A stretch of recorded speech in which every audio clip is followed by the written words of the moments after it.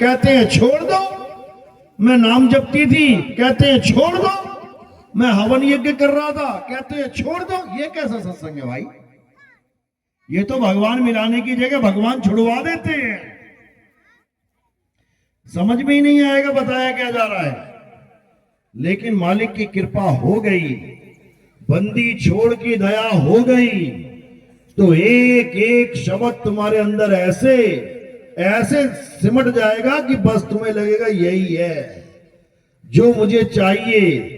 जन्मों जन्मों से जिसकी तलाश थी, यही है वो ज्ञान।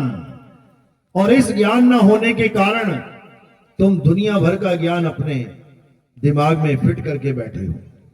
तो जब मूल ज्ञान आता है तो बाकी सारा ज्ञान छू मंतर हो जाता है। तो आज इसी मूल ज्ञान को अच्छे से समझेंगे, जिसके लिए कबीर साहब ने धर्मदास जी को लाखों दुहाइयां दी थी, लाखों कस्में दी। धर्मदास मेरी लाख दुहाई, ये मूल ज्ञान बाहर ना जाए। कहते हैं ये मूल ज्ञान मत बताना किसी को भी, क्योंकि इसको बताने का एक समय है।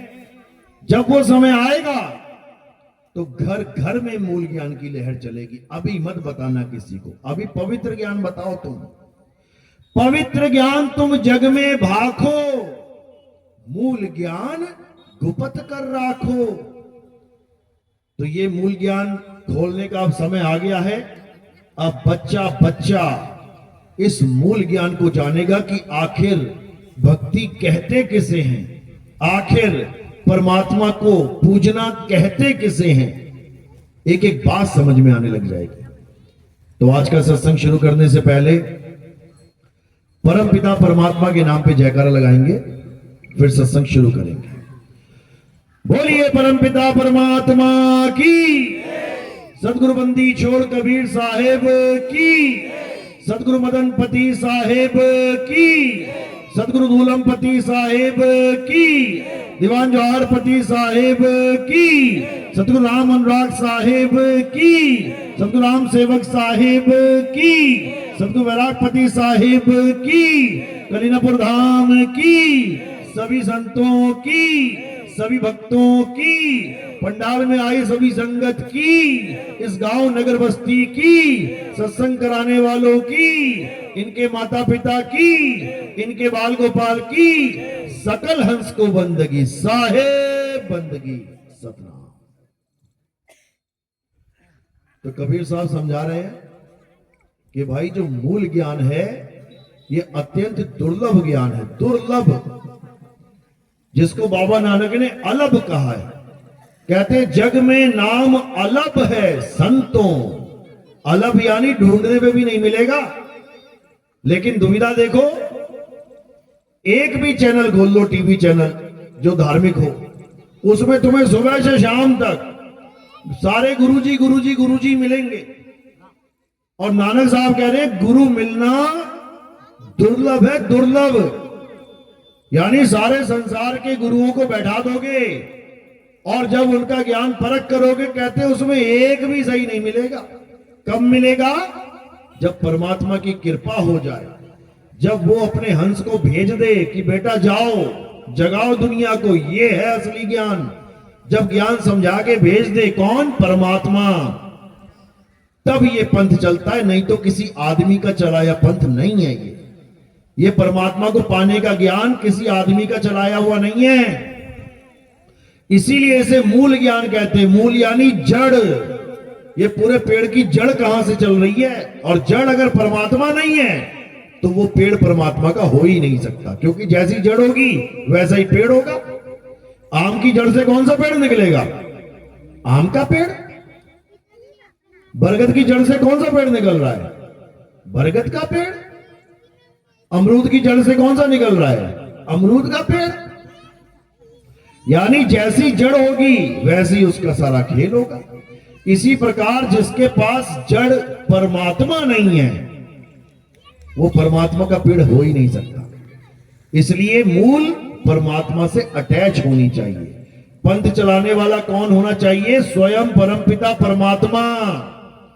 तभी वो पंथ परमात्मा का है, नहीं तो वो काल का ही पंथ है। तो कहते हैं ये काल हमारा नाम लेके 12 पंथ चलाएगा।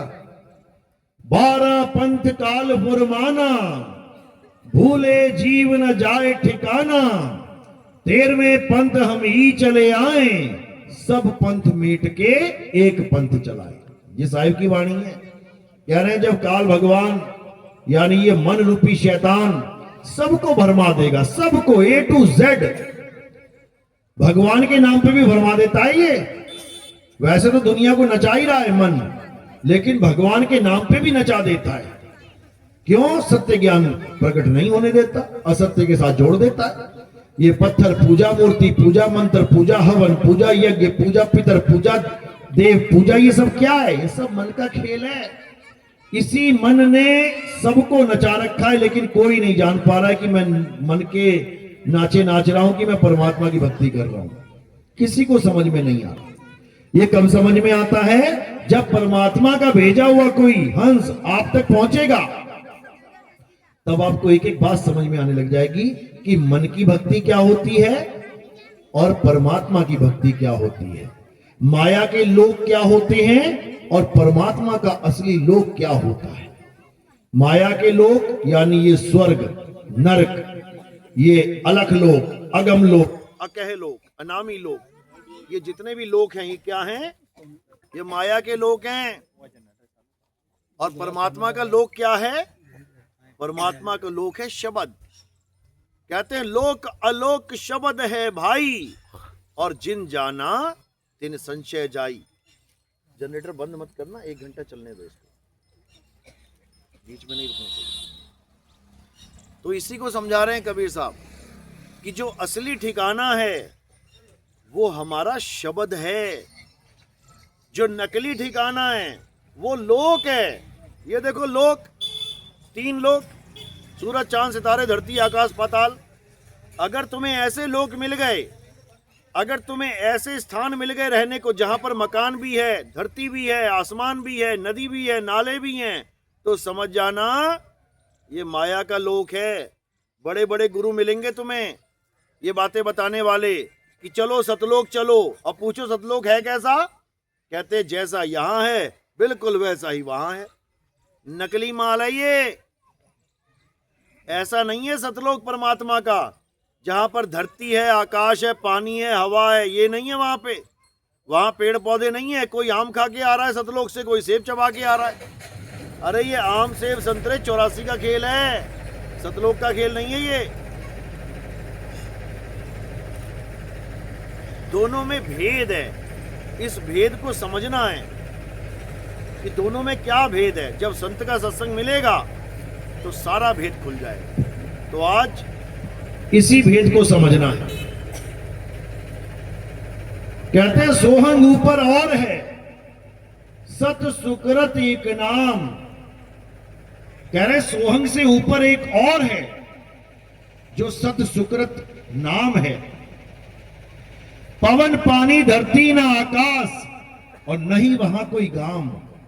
वहां कोई गांव यानी गांव भी नहीं है कि वहां दुकान है, मकान है, धरती है, आकाश है। नहीं बस्ती नहीं गांव, यानी ऐसी बस्तियां नहीं है वहां पे कि तुम जाओगे वहां पे रहोगे, मकान बने हुए हैं, वहां पर गाड़ियां खड़ी हैं, हवाई जहाज खड़े हैं। बताओ, ऐसे ऐसे गुरु आ गए हैं जो जीवों को भरमाने में लगे हैं। और कबीर साहब क्या कह रहे हैं? कहां जाना है, कहां समाना है, वाणियों में सारा भेद खोल रखा है, लेकिन कोई समझे तो सही। कहते रहना नहीं देश बेगाना है। पहले तो यह समझ लो, जिस दुनिया में तुम रहते हो, जिस धरती पे तुम खड़े हो, जहां का तुम पानी पी रहे हो, जहां की तुम हवा ले रहे हो, जहां तुम फल फूल खा रहे हो, ये अपना देश नहीं है, ये परमात्मा का देश नहीं है। यहां तो जीव जीव को खा रहा है। यहां बिना जीव को खाए तुम पेट नहीं भर सकते। ये दाल चावल, ये सब्जियां क्या है? ये बिना जीव के कुछ नहीं हो सकता इस दुनिया में। शेर हिरन को खा रहा है, बाघ बकरियां खा रहा है, ये क्या है? जीव जीव को खा रहा है। यानी खाना खाने के लिए भी कत्ल करने पड़ रहे हैं। यहां पे कौन मुक्त हो जाएगा? जितनी बार खाना खा रहे हो जीव हत्या लग रही है।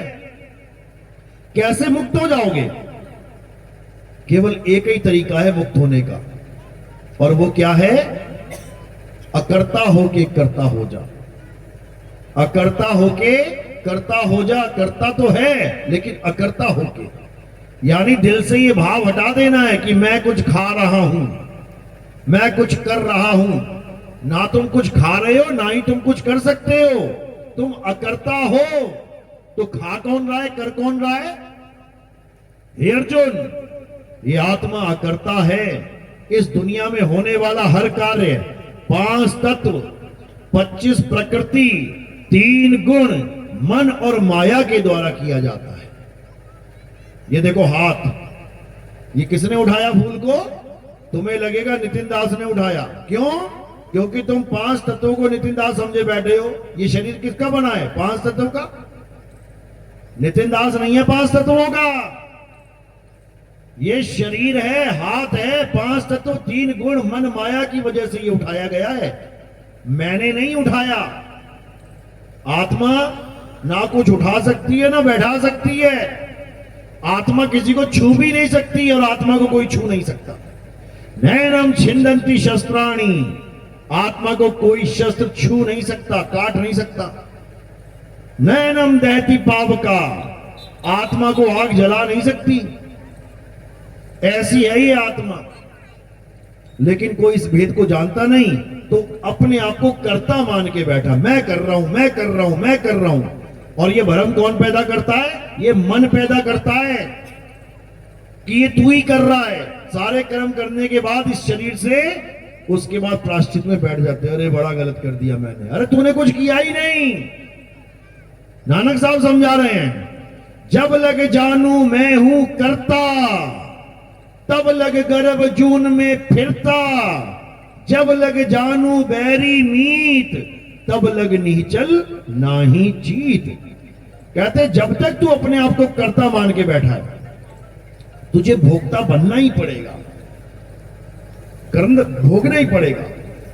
जब जज पूछता हाँ भाई तुमने किया क्या ये काम, अगर वो कह दे कैदी हाँ जज साहब मैंने किया है, उसको बचा नहीं सकता कोई। आप देखोगे कई ऐसे वकील होते हैं जिसके पास कोई आदमी जाता है और सब बता भी देता है कि मैंने ये क्यों गलती से हो गया जी, मुझसे कत्ल हो गया मुझसे गलती से। तो वकील क्या कहता है, बेटा तूने भले कत्ल कर दिया है, तू मानियो मत। जज के आगे तू एक बार भी मत कहना कि तूने कत्ल किया। तूने एक ही लाइन बोलनी है बार बार। क्या बोलना है? जज साहब मैं निर्दोष हूं, मैंने कत्ल नहीं किया है। जज साहब मैं निर्दोष हूं, मैंने कत्ल नहीं किया, बाकी मैं संभाल लूंगा, चिंता मत कर। तेरी फ्लाइट की टिकटें, तेरे होटल का बिल सारा अरेंज कर लूंगा मैं। तुझे देश से ही बाहर दिखा दूंगा। मैं नेपाल गया था घूमने फिरने जब ये कत्ल हुआ तो।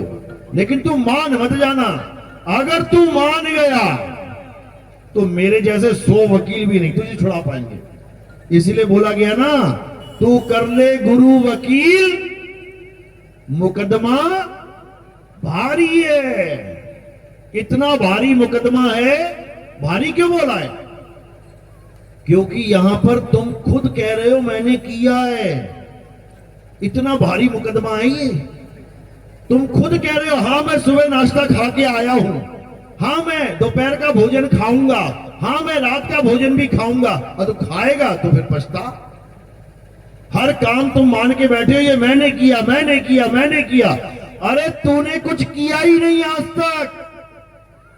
ये तुझे भरमाया जा रहा है कि तूने किया है। तू केवल दृष्टा है। ये देखो मैं फूल को देख रहा हूं ना, उठा नहीं सकता, मैं दृष्टा हूं। उठाएगा कौन?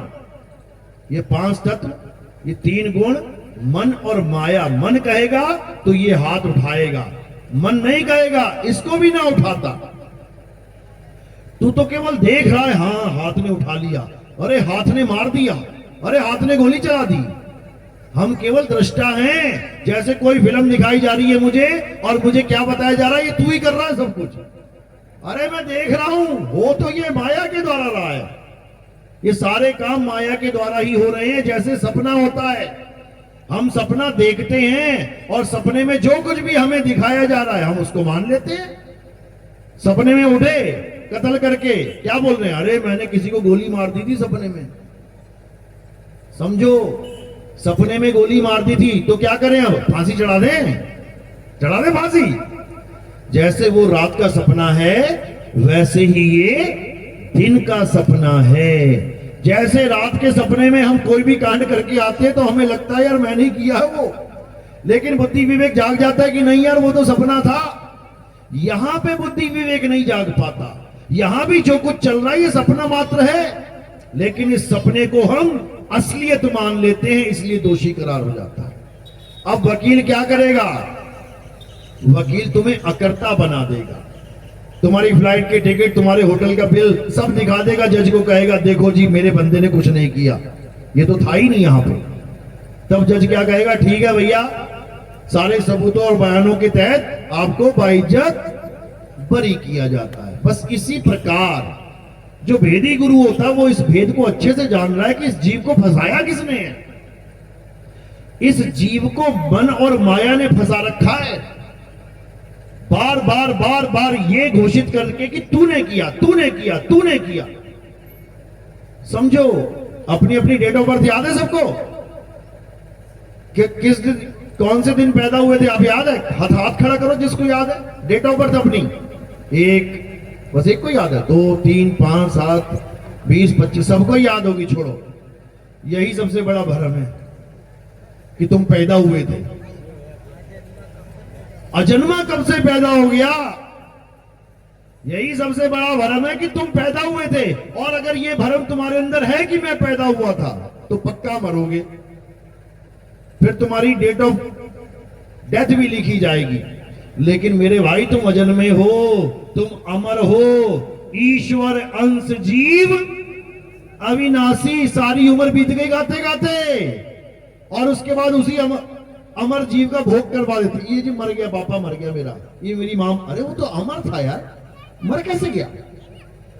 यही भ्रम है कि मैं पैदा हुआ हूं और मैं मर जाऊंगा। यही भ्रम है कि मैं सारे काम कर रहा हूं। कुछ भी नहीं करता मैं, कुछ भी। मैं केवल सपना देख रहा हूं, ये दिन का सपना, वो रात का सपना। बस दृष्टा हूं मैं, दृष्टा, इससे ज्यादा कुछ नहीं। तो कबीर साहब यही समझा रहे हैं, पानी में पानी मिला और मिला पौन में पौन। और मैं तो से पूछूं पंडिता, इनमें मरा कौन? कौन मरा इसमें? 5 तत्व का चोला पहन लिया और 5 तत्व का चोला उतार दिया। जिसने पहना उसी ने उतार दिया। चोला गिर गया जमीन पे, पहनने वाला थोड़ी नहीं गिर गया, वो फिर दोबारा पहन लेगा एक और। इसको नहीं समझ पाता कोई, पंडित जी को नहीं समझ में आ रहा। जो ये बाणियां गाता फिर रहा है, ईश्वर अंश जीव अविनाशी, उसको पूछो अविनाशी कब से मर गया? भाई तू किसका भोग लग रहा, तू किसकी तेरवी कर रहा है?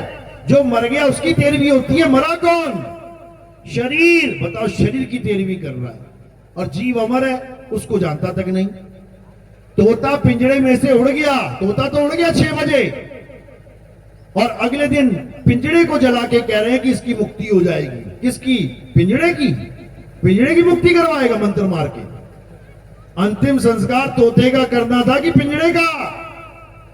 तोता तो पहले ही उड़ गया, और पिंजड़े को 4 लोग लेके जा रहे हैं, राम नाम सत्य, राम नाम सत्य। उसके बाद पिंजड़े के मुंह में डाल के घी उसको जला देते, कहते हैं मुक्ति हो गई। किसकी? तोते को तो पकड़ ना पाए, जिसकी मुक्ति करवानी थी। जीव की मुक्ति चाहिए ना, जीव तो पहले उड़ गया, और मुक्ति करवा रहे हैं पिंजड़े की। बताओ, इससे बड़े बेवकूफ कहां मिलेंगे? तो इसीलिए कबीर साहब यही समझा रहे हैं कि लाखन में कोई समझ ना पाई है, कोटि मध्य जानेंगे। और कहें कबीर, सुनो भाई साधो, हमें बिरले हंस पहचानेंगे। कहते हैं लाखन में कोई समझ ना पाई है, इस ज्ञान को लाखों में कोई नहीं समझ सकता, लाखों में। और कोटि मध्य जानेंगे, करोड़ों में कोई बिरला हंस होगा जो इस ज्ञान को समझता है। तो कह रहे हैं ये ज्ञान ऐसा दुर्लभ है, पहली बात तो सुनने में नहीं मिलता, सुनने को नहीं मिलेगा, सारा जन्म बीत जाएगा। और अगर सुनने को मिल जाए तो समझ में नहीं आएगा। समझ में आ जाए तो इसको धारण नहीं कर पाएगा, क्यों? लोक लाज, अरे दुनिया क्या कहेगी, अरे ये इतना बड़ा काली मां का भगत था, अरे इतना बड़ा ये खाटू श्याम का भगत था, अरे इतना बड़ा ये उसका भगत था, उसका भगत है, सारा छोड़ दिया इसने तो, ये तो नास्तिक हो गया। कई लोग तो यहां तक कहते हैं अरे ये बड़ा मंदिर बनाया था इसने, अपना ही मंदिर बनाया, उसी में दर्शन करने नहीं जाता, लग रहा मुसलमान हो गया। ऐसे ऐसे ताने मिलते हैं तो जीव डर के मारे इस ज्ञान को अपनाता ही नहीं है, लेकिन वो भूल जाता है कि बेटा ये केवल ताने हैं, ये केवल ताने हैं, अक्षर हैं केवल, अगले जन्म में ये ताने नहीं, ये 84 के ताने बाने मिलने वाले हैं। ये केवल अक्षरों के ताने नहीं, 84 के ताने बाने हैं आगे जाके। शेरों के मुंह में जाना पड़ेगा हिरण बन के, शेरों के मुंह में जाना पड़ेगा जंगली सुअर बन के, हालत खराब हो जाएगी। मगरमच्छों के मुंह में जाना पड़ेगा, पानी पीने जाओगे ना एक घूंट, पता लग जाएगा क्या कीमत है पानी की। आज तो देखो ट्रंक भर भर के ट्रालियां पानी जहां मर्जी ले जाओ, टंकियां भर लो 2-2 हजार लीटर की, फिर ना मिलेंगी, फिर ना मिलेंगी ये टंकियां। फिर तो पता है कि शेर ने दौड़ाया 2 किलोमीटर, अब प्यास लग रही है भाई, अब जाना ही पड़ेगा तालाब के पास। क्यों? क्योंकि जिसने उसको मगरमच्छ बनाया है उसका भी इंतजाम कर रहा है, किसको खाएगा ये, इसी को खाएगा जो पानी के पास जाएगा। ऐसा जुगाड़ बना रखा है इस जुगाड़ी ने। और ये जुगाड़ी कौन है? ये बड़ा तगड़ा जुगाड़ी है ये, इसका नाम है अलख निरंजन। सुना नाम अलख निरंजन? सुना है? अलख निरंजन कौन है ये? कौन है ये? बच्चे ने नाम सुना होगा इसका, लेकिन है कौन ये? इससे मिलना हो तो कहां जाना पड़ेगा? कौन है ये? कहां रहता है? अलख निरंजन। रावण भी कहता है अलख निरंजन, भैरवनाथ गोरखनाथ भी कहते हैं अलख निरंजन, भोले शंकर भी कहते हैं अलख निरंजन, लेकिन है कौन ये? जिस दिन ये समझ में आ गया ना, उस दिन सब कुछ समझ में आ जाएगा कि ये धरती क्यों भूकंप आते हैं। अच्छी खासी परिवार खेल रहा है, गा रहा है, छत क्यों गिर जाती है ऊपर? वो राजस्थान में बच्चों के स्कूल, सारे बच्चों के ऊपर छत ही गिर गई, सारे बच्चे मर गए।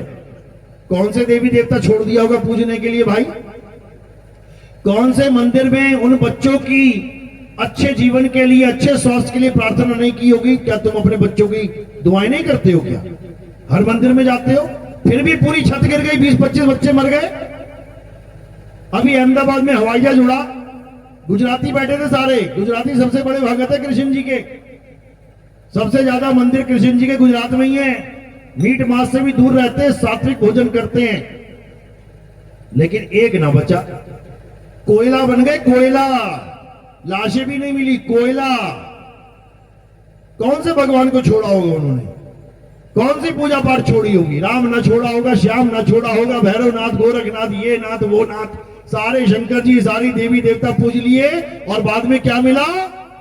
एक दर्दनाक मौत, एक दर्दनाक मौत। तुम में से मरना चाहेगा कोई हवाई जहाज के एक्सीडेंट में? कोई ट्रेन में मरना चाहेगा? 2 ट्रेन टकरा जाए आपस में, डूब के कौन मरना चाहता है? हाथ खड़ा करो। जल के कौन मरना चाहता है? हाथ खड़ा करो। एक्सीडेंट में टुकड़े टुकड़े हो जाए, ऐसी मौत किसको चाहिए? हाथ खड़ा करो,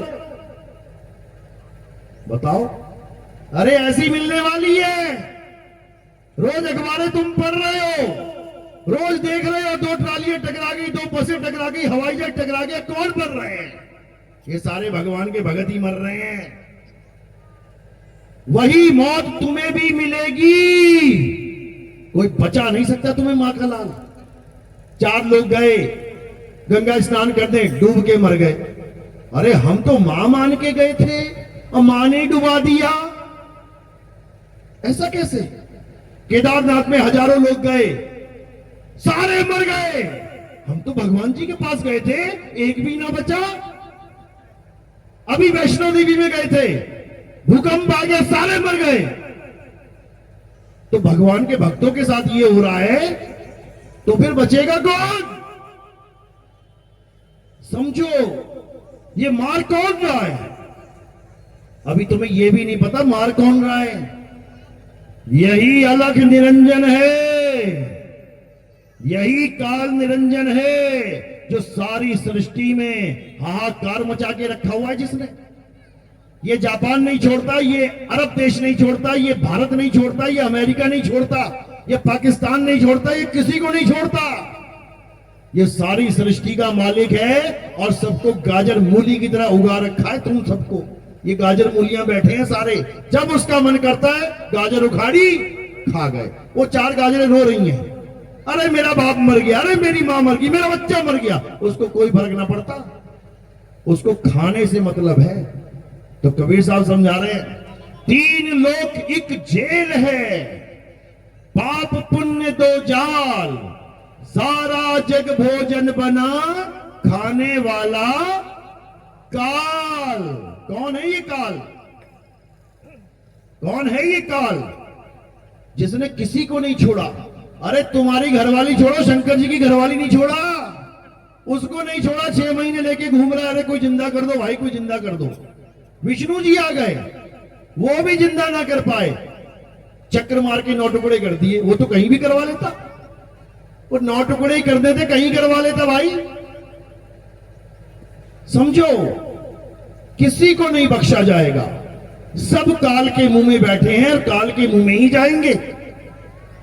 अगर इस काल को अच्छे से देखना है, समझना है, तो गीता पढ़ो, अध्याय 11 पढ़ो। अर्जुन को दिखाया जाता है ये काल का रूप। जब अर्जुन देखता है ऊपर आसमान में विराट रूप देखता है, तो वहां क्या दिखाया जाता है? बड़े बड़े दांत, बड़ी बड़ी विशाल आंखें, बड़े बड़े मुंह से आग निकल रही है, सारे लोग उड़ते हुए जा रहे हैं उसके मुंह में, सारी दुनिया के लोग उड़ते हुए उसके मुंह में जा रहे हैं और वो सबको चूरा बना रहा है, चूरा। अर्जुन कह रहा है महाराज, कौरवों की यानी अधर्मियों की सेना तो आपके मुंह में जा ही रही है, हमारी सेना भी तुम्हारे मुंह में जा रही है। तुम तो धर्म की रक्षा करने के लिए आते हो, धार्मिक ही नहीं छोड़ रहे तुम तो बंदा कोई। बोल रहे हो यदा यदा ही धर्मस्य ग्लानिर्भवति भारत अभ्युत्थानम् अधर्मस्य तदात्मानम् सृजाम्यहम् हम। जब जब धर्म की हानि होती है, जब जब अधर्म का बोलबाला होता है, तब तब मैं धार्मिक पुरुषों की रक्षा के लिए आता हूं। ले लो, रक्षा करवा लो। वो सारी सेना उसके मुंह में जा रही है। अर्जुन हाथ जोड़े फरियाद कर रहा है, अरे हमारे वाले तो छोड़ दो, कौरवों को खा गए, हमारे वाले तो छोड़ दो। तो क्या बोले वो? हे अर्जुन, इस 3 लोक का निर्माण करने वाला और इस 3 लोक का नाश करने वाला मैं काल हूं, एक भी नहीं बचेगा, एक भी। इसका मतलब ये नहीं कि 5 बच जाएंगे, वो 5 भी चले गए काल के मुंह में, वो भी नहीं बचे। तो ये वो काल है भाई जिससे कोई नहीं बच सकता, कोई भी नहीं। तो अर्जुन ने बताया कि आप क्या कर रहे हो? आप लोगों के सिरों को चूरा कर रहे हो, उसके बाद उसको चाट रहे हो, जीभ निकाल निकाल के लोगों को चाट रहे हो। जैसे बच्चा आइसक्रीम चाटता है, ऐसे ही समझ लो मुंडी पकड़ रखी किसी की, उसको खा के खूनम खून हो गया है, अब उस खून को चाट रहे हो। ये भगवान के लक्षण है क्या? ऐसा परमात्मा चाहिए क्या, खून चाटने वाला? कौन कौन लहसुन प्याज नहीं खाता? आप क्या करोगे? लहसुन प्याज नहीं खाता जो वैष्णव है, जो कृष्ण जी का परम भगत है, कोई एस्कॉन टेम्पल वाला है, कोई वृंदावन वाला है, कहते लहसुन प्याज नहीं खाएंगे। क्यों? भगवान को पसंद नहीं है। भगवान को जो पसंद है ना, वो दिखा रहा है गीता में क्या पसंद है उसे, किसको खा रहा है, किसको चाट रहा है, लिखा हुआ है सब कुछ, आंखें खोल के पढ़ लेना।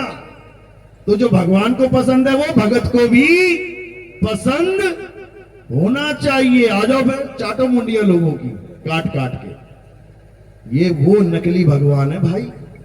अब असली क्या है वो भी गीता में लिखा है, लेकिन मोतियाबिंद होने के कारण दिखाई नहीं देता। अब असली भगवान की परिभाषा देख लो, गीता में क्या बोला है? हे अर्जुन, अध्याय 3 17वां श्लोक, हे अर्जुन, जो अपनी आत्मा में रमण करते हैं, जो अपनी आत्मा में तृप्त हैं, जो अपनी आत्मा में संतुष्ट हैं, उनके लिए कोई धार्मिक कर्म कर्तव्य लागू ही नहीं होता। दो पूजा हो गई अब, कौन कौन सी? एक हो गई काल की पूजा, यानी जो अर्जुन को दिखाई दे रहा उस वक्त, एक तो वो भगवान है काल भगवान, और दूसरा कौन है?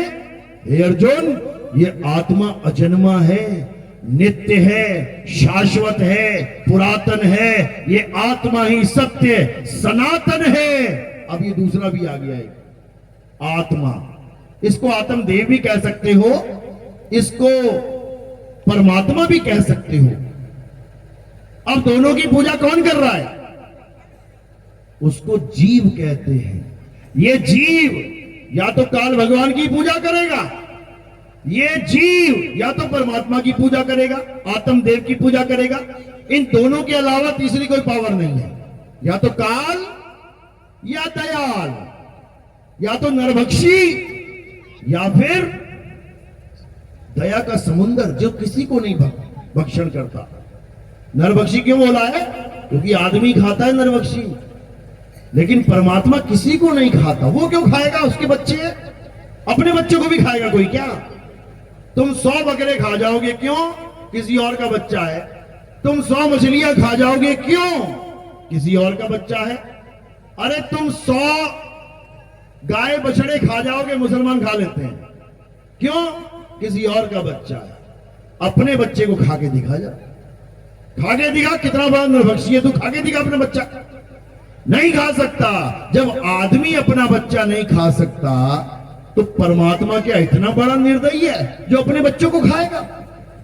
दूसरों के बच्चे को खा सकते हैं हम, अपने बच्चे को नहीं खा सकते। तो भैया हम उसी का अंश है, जैसे उसका गुण है वैसे हमारा गुण है। वो भी अपने बच्चों को नहीं खाता, वो तो अपने बच्चों को तारता है, अपने बच्चों को इस बंधन से छुड़ाता है। इसीलिए उसका नाम बंदी छोड़ है। इस काल भगवान ने सबकी डेट ऑफ एक्सपायरी दे रखी है। दवाई लेने जाते हो ना, मैन्युफैक्चरिंग और एक्सपायरी दोनों पकड़ा देते हैं तुम्हें, बेटा यह बनी है और यहां खत्म हो जाएगी। बिल्कुल उसी तरह अविनाशी की डेट ऑफ बर्थ और डेट ऑफ डेथ ये काल भगवान निर्धारित करके भेजता है इस दुनिया में, जिसको विधि का विधान कहते हैं। ये तो विधि का विधान है जी, जो पैदा हुआ मरेगा। अरे जो पैदा ही नहीं हुआ वो कैसे मरेगा? कौन पैदा नहीं होता? ये आत्मा कभी पैदा नहीं होती, समझो। और तुम आत्मा हो, शरीर नहीं हो। तुम अपने आप को मान बैठे हो शरीर। मैं आदमी, मैं औरत, मैं बच्चा, मैं बूढ़ा, मैं जवान। ये हमारे कपड़े हैं, ये शरीर। किसी को आदमी के कपड़े पहना दिए, किसी को औरत के कपड़े पहना दिए। आदमी के कपड़े पहन के ये जीव अपने आप को आदमी समझने लग गया, औरत के कपड़े पहन के ये जीव अपने आप को औरत समझने लग गया। और ये आदमी और औरत क्या है? मात्र कपड़े। ये कपड़े मिले हैं तुम्हें पहनने को, एक दिन ये कपड़े तुम उतार दोगे, यहीं पड़े रह जाएंगे ये दोनों कपड़े। एक की मां मर गई, एक का बाप मर गया। औरत का कपड़ा भी यहीं पड़ा है, जला दो इसको, दफना दो इसको। और आदमी का भी कपड़ा यहीं पड़ा है, जला दो इसको, दफना दो इसको। लेकिन ना तो वो मां मरी जो मां बनी बैठी थी, और ना ही ये बाप मरा जो बाप बना बैठा था। ये कहां चले गए? इनका स्वर्गवास नरकवास हो गया। स्वर्गवास का मतलब होता है इस शरीर को छोड़ के कहां वास करना? स्वर्ग में वास करना। तो कोई वास करने गया होगा ना वहां पे। जो वास करने गया है वहां पे तो मरा थोड़ी नहीं है। मरा आदमी भी कहीं वास करता है क्या? वास तो जिंदा आदमी करता है। तो वो जीव इस शरीर में वास करता था, ये शरीर छोड़ के स्वर्ग में चला गया तो स्वर्गवासी हो गया, नरक में चला गया तो नरकवासी हो गया। मरा कौन? मरा कौन? अगर पिता मर जाता तो स्वर्ग में कौन जा रहा है? अगर मां मर जाती तो नरक में कौन जा रहा है? जिस दिन ये समझ में आ गया उस दिन सब कुछ समझ में आने लग जाएगा। तो कबीर साहब यही समझा रहे हैं और यही किसी को समझ में नहीं आ रहा। तो क्या कह रहे हैं साहेब? हम ना मरिब, मरिब संसारा, हमको मिला जियावन हारा, कहते हैं हम ना मरे, अब हमारी मौत नहीं हो सकती। मरिब संसारा, यानी सारा संसार मर जाएगा, हम नहीं मरेंगे। संसार में क्या आता है? 5 तत्व। आंख खोल के देखो, चारों तरफ तुम्हें 5 तत्व फैले मिले हुए हैं। यही 5 तत्व ये शरीर भी है। तो ये संसार और ये संसार एक ही है, अलग मत समझना। प्रकृति जो बाहर दिख रही है वही प्रकृति ये है। 5 तत्व 3 गुण जो बाहर दिख रहे हैं वही 5 तत्व 3 गुण ये हैं। इसी को 5 और 3 को 8 अंगी कहते हैं। 8 अंग है संसार के। प्रकृति 8 अंगों वाली है, इसलिए उसको अष्टांगी भी कहते हैं। अष्टांगी। कितने हाथ हैं दुर्गा जी के? कितने हाथ वाली हैं? 8 हाथों वाली कहते हैं उसको, यानी 8 अंग हैं उसके। अष्टांग कौन कौन से? 5 तत्व 3 गुण। 3 गुण यानी पैदा होना, पलना, मर जाना। बाहर जितनी भी चीजें दिख रही हैं पैदा हो रही हैं, पल रही हैं, मर जा रही हैं। ऐसे ये काया भी त्रिगुणी है, पैदा हो रही है, पल रही है और मर जाएगी। तो 5 तत्व 3 गुण ही ये काया सृष्टि है। अब क्या करना है? अब इस 8 अंग की माया से परे होना है। गीता में साफ लिखा है, हे अर्जुन, जो अपने आत्म स्वरूप को जान लेते हैं, जो आत्मा को पहचान लेते हैं, वो मेरी दुष्कर माया से पार हो जाते हैं। दुष्कर बोला है, दुष्कर यानी इतनी प्रबल माया है, बड़े बड़े संतों को लपेटे में ले लेती है ये। बड़े बड़े ऋषि मुनि माया से ठगे जाते हैं। इससे कोई पार नहीं पा सकता। कौन पा सकता है? जो आत्म स्वरूप को जान जाते हैं, क्योंकि आत्मा माया से परे है। आत्मा माया की पहुंच से दूर है। आत्मा 3 गुणों से परे है। उस पे त्रिगुण लागू नहीं होते। आत्मा ना पैदा होती है, ना आत्मा को पाला जाता है, और ना ही आत्मा कभी मरती है। तीनों गुणों से न्यारी। इसीलिए आत्मा को गुणातीत कहते हैं, मायातीत कहते हैं, मनोतीत कहते हैं। इसीलिए उसको शब्दातीत कहते हैं, अक्षरातीत कहते हैं। यानी वो शब्दों और अक्षरों से भी परे है। कोई गलती से ये ना सोचे कि आत्मा पाने के लिए, परमात्मा पाने के लिए हमें अक्षर जाप करने पड़ेंगे, मंत्र जाप करने पड़ेंगे। समझो, नहीं करने पड़ेंगे, छोड़ने पड़ेंगे। जो नाम तुम जपते हो वो छोड़ने पड़ेंगे। जो पूजा पाठ तुम करते हो छोड़नी पड़ेगी। जो मंदिर, मस्जिद, गुरुद्वारा, चर्च तुम भगवान को दर्शन करने के लिए सोचते हो कि दर्शन करने जा रहे हो भगवान के, छोड़ने पड़ेंगे। क्योंकि भगवान किसी मंदिर, मस्जिद, गुरुद्वारे में नहीं रहता। वहां क्या होता है? वहां भगवान की प्रतिमा होती है। प्रतिमा। जैसे तुम दिल्ली में रहते हो, लेकिन तुम्हारी फोटो कोई एमपी में लगा के बैठा है, कोई पंजाब में लगा के बैठा है, कोई बिहार में लगा के बैठा है, और मंदिर भी बना दिया तुम्हारे नाम का। अब इसका मतलब ये थोड़ी नहीं कि तुम वहां बैठ गए जाके। तुम्हारा घर कहां पे है? दिल्ली में है। अब तुमसे मिलना है तो दिल्ली जाना पड़ेगा। जहां फोटो लगी है वहां थोड़ी नहीं मिल लोगे। वो तो तुम्हारा प्रतीक मात्र है। हर गली में लगा लो फोटो, हर गली में बने हैं मंदिर। इसका मतलब क्या सारे भगवान मंदिर गली में ही है क्या? सारे भगवान अगर गली के मंदिरों में है तो मेरे भाई वहां चोरियां क्यों हो रही हैं? मंदिरों के ताले क्यों टूट रहे हैं? अरे गल्ला ही तोड़ के ले जाते हैं। गल्ला छोड़ो, भगवान को उठा के ले जाते हैं। किडनैप हो गया भगवान, फिर थाने में जाके रिपोर्ट लगाओ तो भगवान को उठा के ले गए। अब पुलिस वाले ढूंढ रहे हैं भगवान को, कहां ले गया, कहां ले गया, कहां ले गया। ऐसा भगवान है क्या? ऐसा भगवान नहीं है। जो तुम्हें विश्वास दिलवा रहे हैं कि भगवान है मंदिर में, वही पंडित जी ताला लगा के 4 बार खींच के देखते हैं लगा कि नहीं लगा सही से। उनको ताले पे भरोसा है, भगवान पे भरोसा नहीं है। समझो, नहीं तो तुम भी कर लेना भरोसा भगवान पे। 4 बड़ी बड़ी मूर्तियां लाके रख देना दरवाजे के सामने और चले जाना बिना ताला लगा 1 हफ्ता घूमने के लिए, देख लेते हैं हो जाएगी रक्षा। सारा मकान खाली मिलेगा 2 दिन बाद। तो मेरे भाई, अगर जड़ वस्तु को भगवान मानना है तो ताला भगवान है उस वक्त। ये ताला ही बचा रहा है तुम्हारे घर को। पत्थर की मूर्तियां नहीं बचा सकती, जो अपने मंदिर को नहीं बचा पा रही है तुम्हारे घर को क्या बचाएंगे? समझ लो। हाँ, सांकेतिक ज्ञान अच्छा है कि भगवान नाम की कोई चीज है भाई, ये मंदिर बना दिया है ताकि तुझे आते जाते ये दिल में रहे, ध्यान में रहे कि भैया भगवान को पाना है। गली में मस्जिद बना दी, अच्छी बात है, आते जाते तुम्हें याद रहे कि अल्लाह नाम की भी कोई चीज है, उसको पाना है। कोई गुरुद्वारा बन गया, कोई चर्च बन गई, अच्छी बात है कि आते जाते तुम्हें याद रहे कि भैया भगवान नाम की, अल्लाह गॉड वाहिगुरु नाम की भी कोई चीज है। माया में ना घूमते रह जाना। इसलिए इस दृष्टि से अगर मंदिर बन रहे हैं तो बहुत अच्छी बात है, बहुत बढ़िया बात है। लेकिन कहो कि मंदिर में भगवान को बांध लिया गया है, दरवाजे बंद तो भगवान बंद, दरवाजे खुल गए तो भगवान के दर्शन शुरू।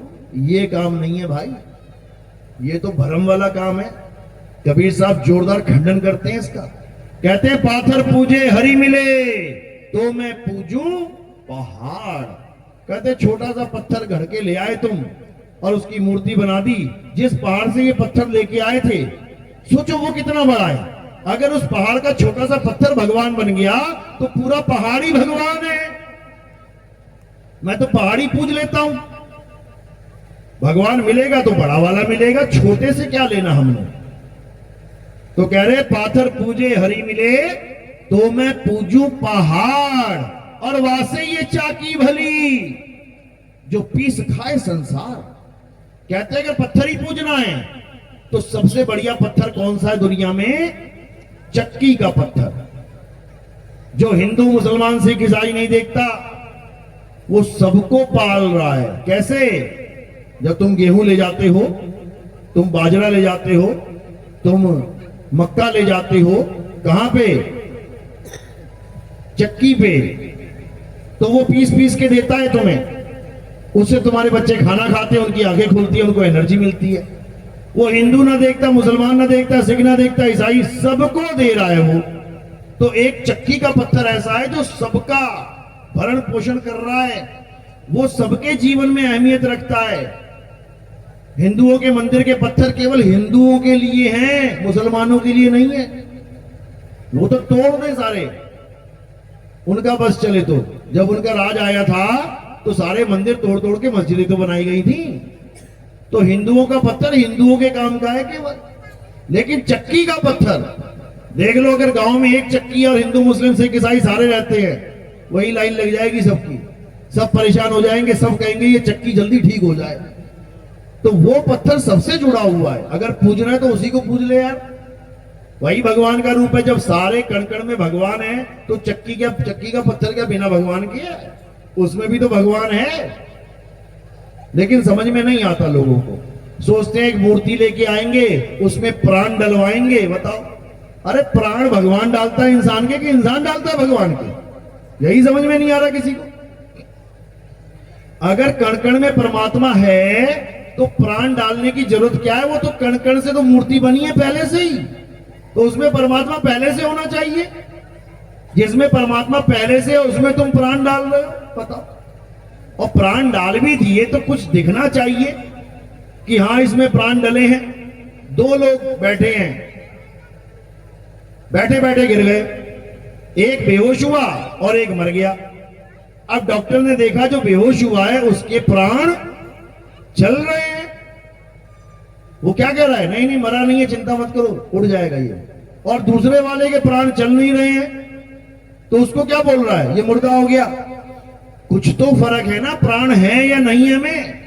प्राण है तो वो जिंदा रख दिया डॉक्टर ने, और प्राण नहीं है तो मुर्दा बना दिया।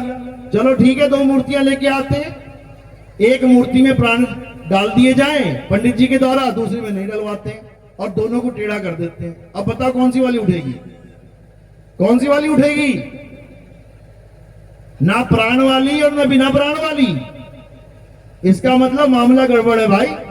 प्राण वाला भी वैसा ही है और बिना प्राण वाला भी वैसा ही है, तो फायदा क्या हुआ? चलो एक पंडित जी से नहीं, 100 पंडितों से 100 बार प्राण डलवा लेते हैं, उसके बाद दोनों को टेढ़ा कर देते हैं, उठेगी क्या? जब 100 बार प्राण डाल के भी ना उठ पाई तो तुम्हें क्या उठाएगी? डुबाएगी वो। तो उठाने वाला कौन है उसको जान लो। अभी बैठे हुए ना तुम लोग, अभी सत्संग खत्म होगा तो क्या करोगे? उठोगे। किसने उठाया? किसने उठाया तुम्हें? आत्मा ने। और आत्मा ने शरीर को छोड़ दिया, उठ जाओगे। तो जितना बैठे हुए ना, ये भी नहीं बैठ पाओगे, लुढ़क जाओगे यहीं पे। फिर 4 लोग उठाने आएंगे जिनमें आत्मा होगी, और कहो उनकी आत्मा ने छोड़ दिया, वो भी तुम्हारे साथ लुढ़क जाएंगे यहीं पे।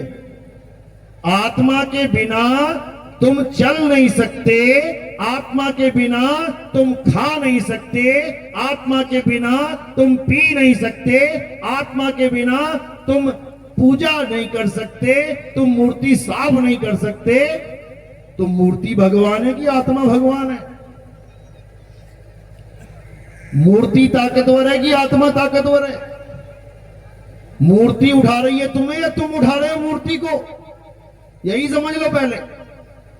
आत्मा के बिना ना तो तुम जय श्री राम बोल पाओगे, आत्मा के बिना ना तो कोई मुसलमान अल्लाहू अकबर बोल पाएगा, आत्मा के बिना ना तो कोई सिख भाई सत श्री अकाल बोल पाएगा, आत्मा के बिना ना ही कोई ईसाई हालेलुया बोल पाएगा। तो फिर कौन बड़ा है?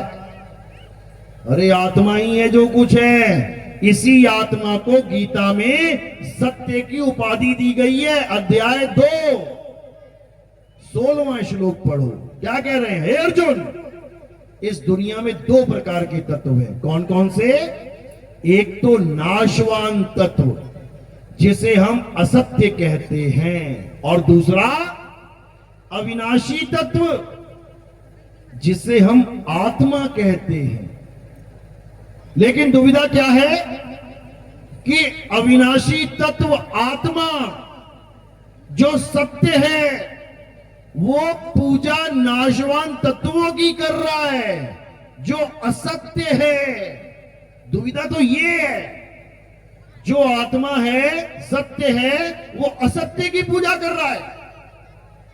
जिस आत्मा को कोई काट नहीं सकता, जला नहीं सकता, कोई तोड़ नहीं सकता, वो उस मूर्ति की पूजा कर रहा है जो जल भी सकती है, फूट भी सकती है, टूट भी सकती है, कट भी सकती है, गल भी सकती है। उल्टा काम चल रहा है। इसीलिए गीता में बार बार कृष्ण जी ने आत्मा की महिमा गाई है। हे अर्जुन, ये आत्मा ही परम सत्य है। इस आत्मा का ज्ञान प्राप्त हो जाना अति दुर्लभ है। और ये कब प्राप्त होता है? अध्याय 4 34वां श्लोक पढ़ो। क्या कह रहे हैं? हे अर्जुन, जो सत्य मैं तुम्हें समझा रहा हूं, जिस आत्मा रूपी सत्य के बारे में मैं तुम्हें बता रहा हूं, अगर तुम इस सत्य को प्राप्त करना चाहते हो तो कहां जाओ? मंदिर, मस्जिद, गुरुद्वारे? बिल्कुल नहीं। तो तुम ऐसे तत्वदर्शी संत की शरण में जाओ जिसने दोनों प्रकार के तत्वों का ज्ञान प्राप्त कर लिया है, जो असत्य तत्व को भी अच्छे से जानता है और सत्य तत्व को भी अच्छे से जानता है। वही तुम्हारा सारा अज्ञान बहा के तुम्हारे अंदर ज्ञान का प्रवेश करा देगा। और वहां जाने पे क्या करना है ये भी लिखा है कि तुम उस संत की शरण में जाके दंडवत प्रणाम करके और अपने मन में जितनी भी शातिराना चाले हैं, जितना भी छल कपट है, वो सब त्याग के उनसे हाथ जोड़ के ज्ञान को प्राप्त करो। क्योंकि आजकल लोग क्या करते हैं? गुरुओं के पास जाते हैं। क्यों जाते हैं? यार ज्ञान तो बहुत बढ़िया बता रहा है यार, दुनिया पीछे लग गई इसके, यार ये ज्ञान मुझे भी मिल जाए तो मैं भी दुनिया को पीछे लगा लूंगा। आजकल ये ट्रेंड चल रहा है। लेकिन वो थ्योरी पार्ट तो अच्छे से समझ लेगा, लेकिन प्रैक्टिकल में ठन ठन गोपाल रहेगा। क्यों? छल कपट आ गया उसके अंदर। छल कपट को किनारे रखना है। अर्जुन छल कपट वाला नहीं था। अर्जुन क्या छल कपट वाला आदमी था? बिल्कुल भी नहीं। वो तो कह रहा था 5 गांव भी नहीं चाहिए यार। वो तो ऐसा था कि कहता मैं 5 गांव भी नहीं चाहिए, मैं अपने भाइयों का, जबकि दुश्मन बने हुए हैं, उसकी बीवी को निर्वस्त्र भी कर दिया उन लोगों ने, फिर भी वो अर्जुन उन पर दया कर रहा है। तुम्हारी घरवाली को कर दिया ना किसी ने चौक पे निर्वस्त्र, तुम सारी उम्र यही सोचोगे कैसे गर्दन रेत दूं इसकी, मैं कैसे इसको जहर खिला दूं, कैसे इसको गोली मार दूं। और अर्जुन क्या कह रहा है कि भले इन 100 भाइयों ने मिलके मेरी घरवाली को कपड़े उतार दिए उसके, लेकिन फिर भी वो कह रहा है मुझे नहीं चाहिए 5 गांव, मैं इनका कत्ल नहीं करूंगा। धर्मात्मा है वो।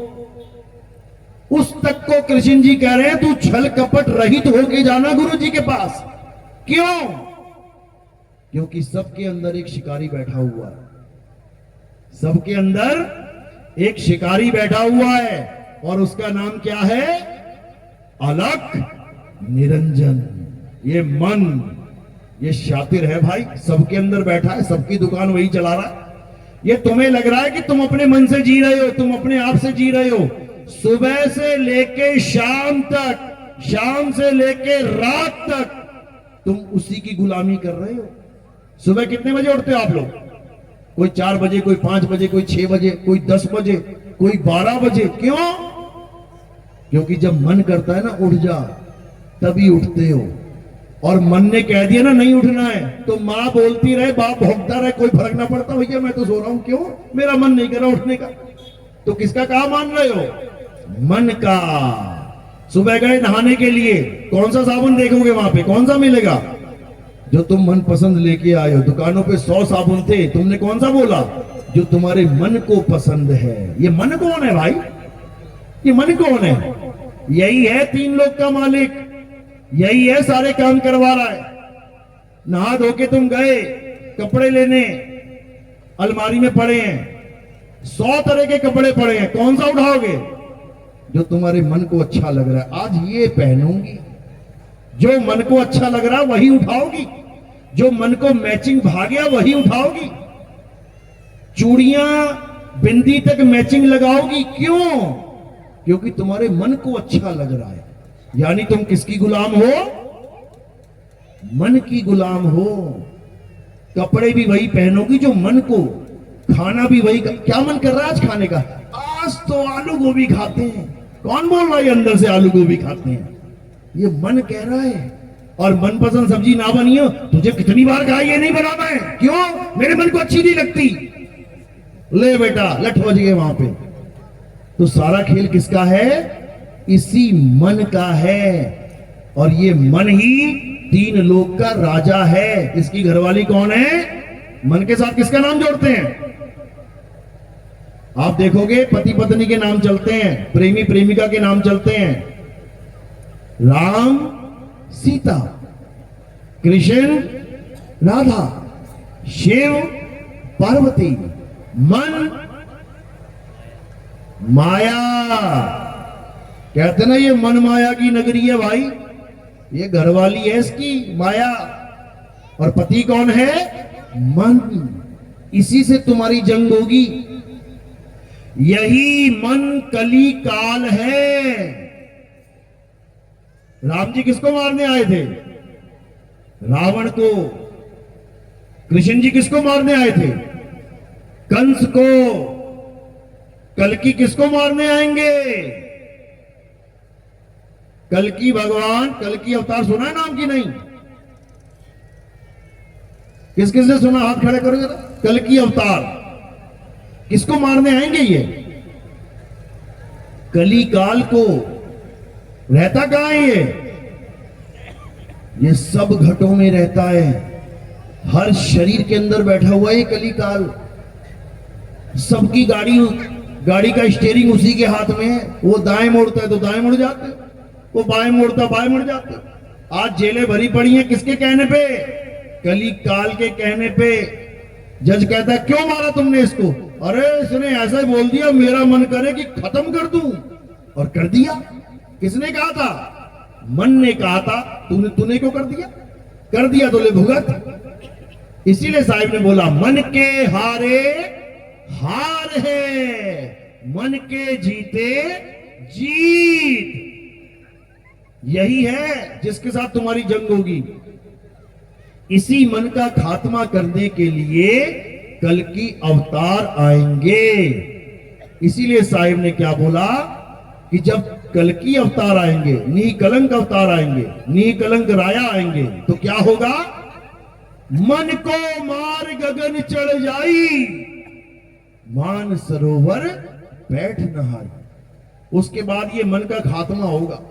अपने अपने मन को सब कोई डारो मार, सब अपने अपने मन का खात्मा करेंगे, और जो अपने मन का खात्मा कर देगा वो मुक्त हो जाएगा, और जो मन का गुलाम बना रहेगा वो यहीं धक्के खाएगा 84 में, उसका कुछ होने वाला नहीं है।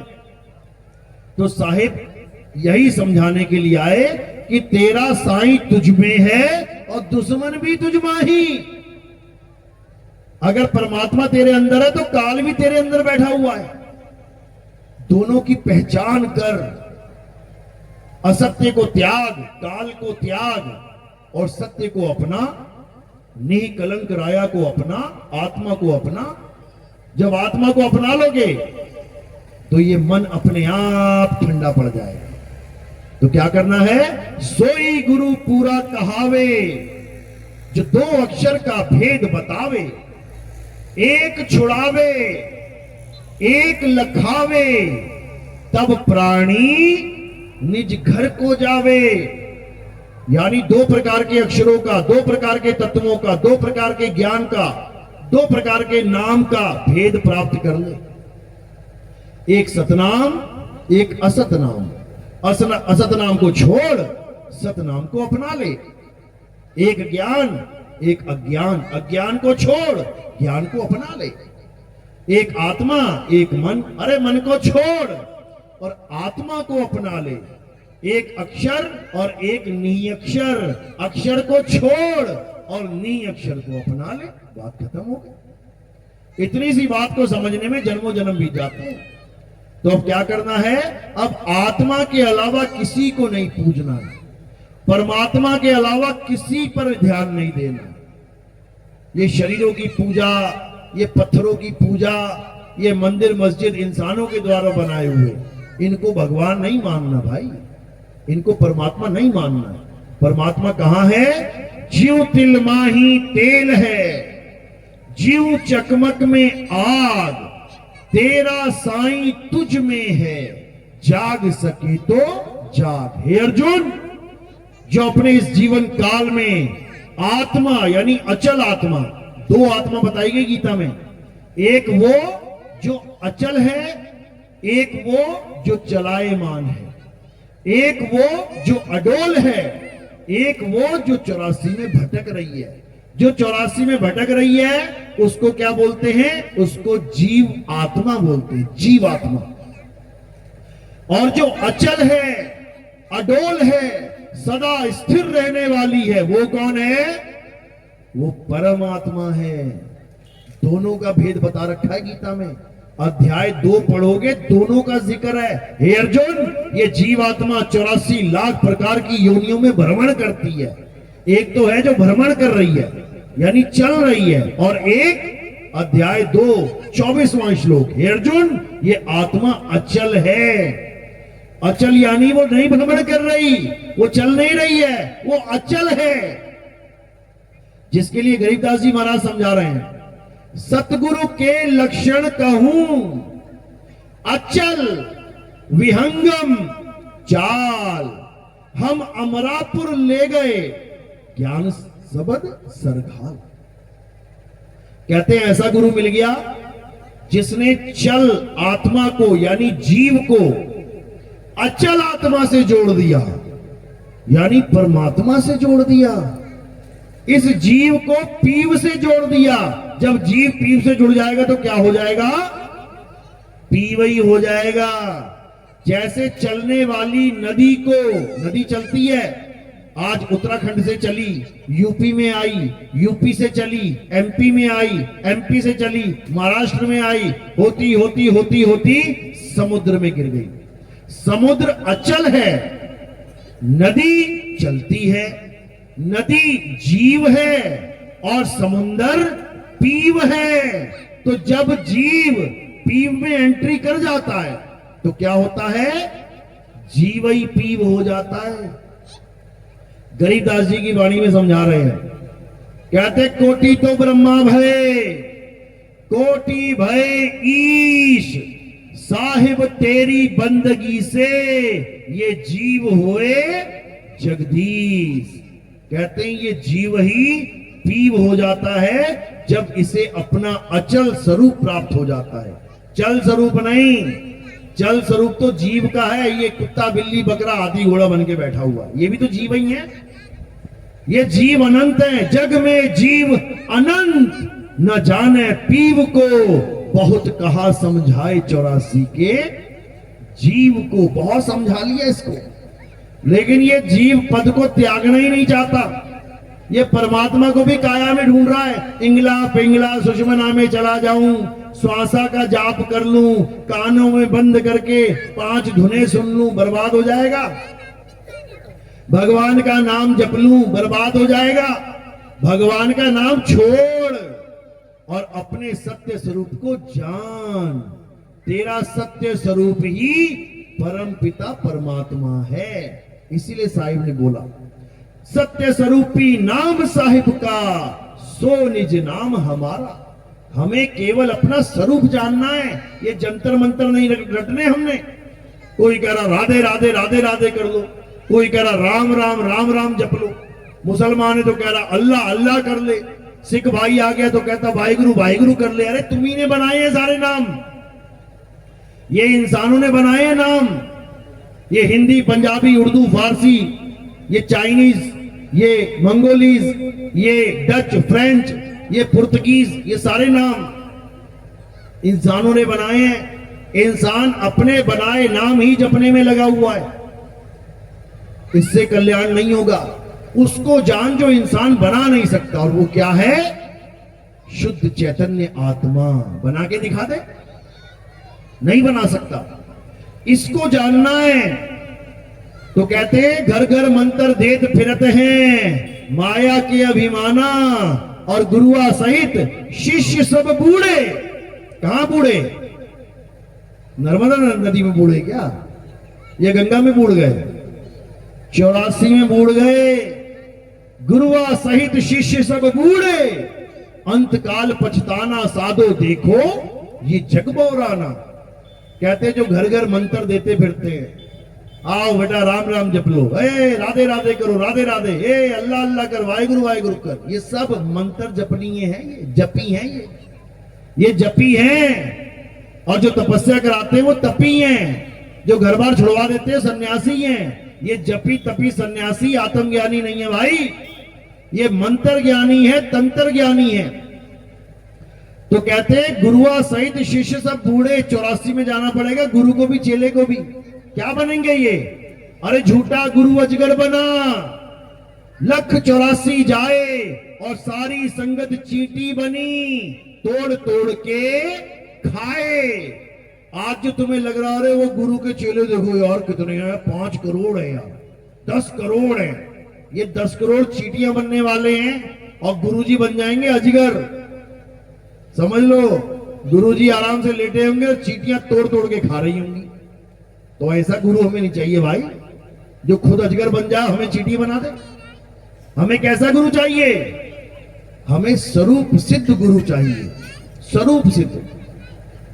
तो क्या है स्वरूप सिद्ध की निशानी, कि वो तुम्हें जंतर मंत्र तंत्र से छुड़वा देगा, वो नाम जाप से छुड़वा देगा, वो हर प्रकार की पूजा पाठ हवन यज्ञ, ये जितने भी तीर्थ मूर्त, ये व्रत उपवास, इसका व्रत कर लूं उसका व्रत कर लूं, सब छुड़वा देगा। और क्या बताएगा, तुम्हें तुम्हारी आत्मा की बात बताएगा। जल में मीन प्यासी, मोहे देखते आवे हासी, आत्म ज्ञान बिना नर भटके, कभी काबा कभी काशी। ना तुम्हें काबा जाने देगा वो, ना ही तुम्हें काशी में भटकने देगा। वो क्या कहेगा कि जहां तू बैठा है वही तेरी आत्मा है और उसी आत्मा में परमात्मा विराजमान है, खोज ले। गुरु ग्रंथ साहब में वाणी आती है, हृदय नाम ध्याओ, घर बैठे प्रभु पाओ, कि कहीं बाहर जाने की जरूरत नहीं है, कि प्रभु कहीं गली नंबर 5 गली नंबर 10 में किसी मंदिर में खड़ा हुआ है। वो तेरे घट में विराजमान है। और गाते भी हो, तुझ में राम मुझ में राम सब में राम समाया, गाते तो हो, लेकिन जब रामनवमी आती है तो तेरा वाला राम मेरा वाला राम फेल हो जाता है, वो पत्थर वाला राम फिर भगवान बन जाता है। बताओ, अरे तुझ में राम मुझ में राम का मतलब है तुझ में भी आत्मा है मुझ में भी आत्मा है, उसी आत्म राम की वजह से तू भी चल रहा है, उसी आत्म राम की वजह से मैं भी चल रहा हूं। और दोनों मिलकर किस राम की पूजा करने जा रहे हैं जो चल ही नहीं पाता, उस राम को भगवान बना देते हैं। बताओ, आत्म राम की बात चल रही है भाई। कस्तूरी कुंडल बसे मृग ढूंढे वन माही, ऐसे रमता राम है, रमता राम जो सब में रमा हुआ है, ऐसे रमता राम है जो दुनिया जाने नहीं, जो दुनिया नहीं जानती जिस राम को, उस राम को बताने के लिए आया हूं, उस राम की महिमा गाने के लिए आया हूं।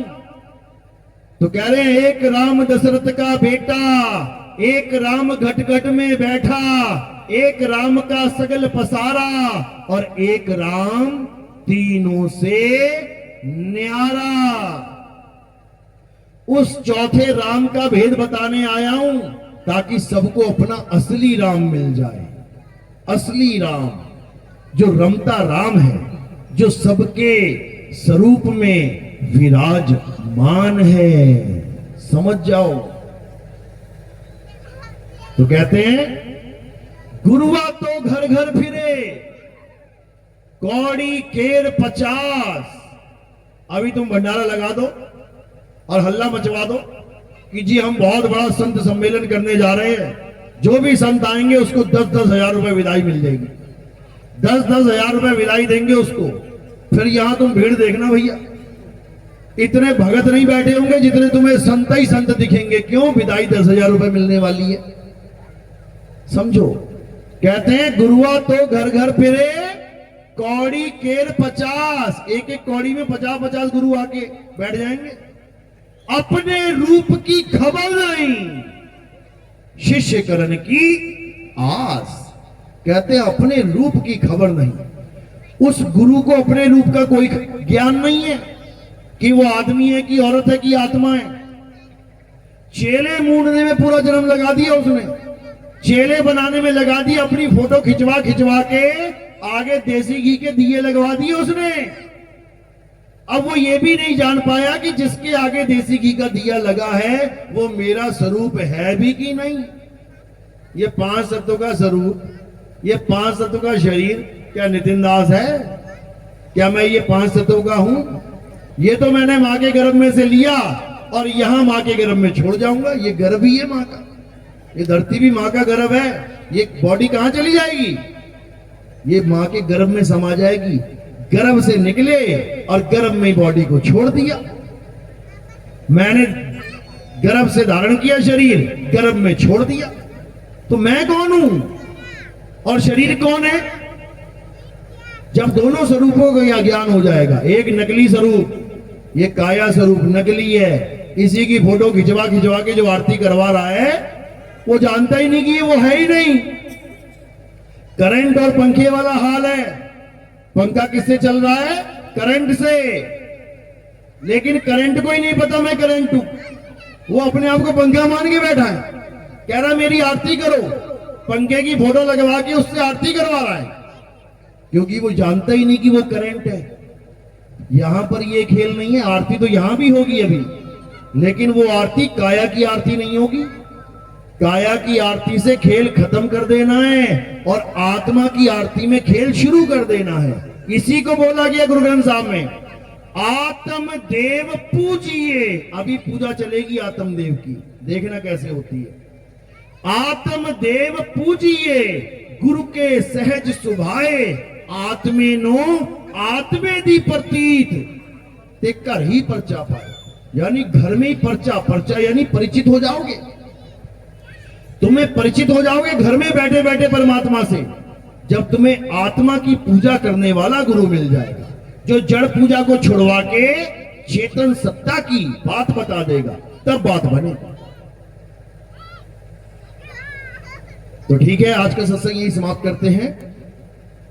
अब आरती का समय है, आरती होगी, उसके बाद भजन चलते रहेंगे, जो भंडारा है चलता रहेगा, प्रोग्राम आगे बढ़ता रहेगा जब तक आप करना चाहो। तो अब आरती में क्या करना है समझ लो, एक एक करके आना है, थोड़ा दूर रहेंगे सारे, जिसने आना है वही आगे आएगा, एकदम भीड़ मत लगाना है यहाँ पे, थोड़ा दूर रहना, जिसने आरती करने आना है वही आना, कोई